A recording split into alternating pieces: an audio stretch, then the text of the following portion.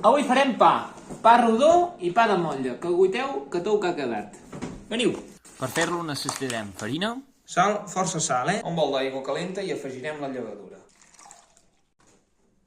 Ho passarem a la taula.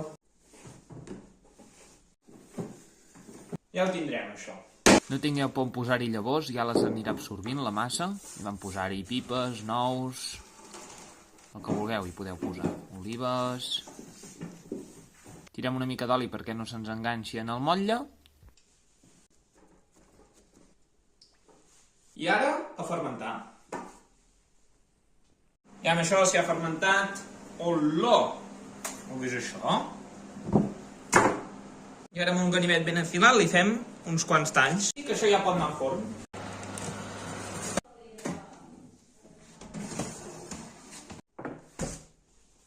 Ja només queda això de tot el pa que vaig fer?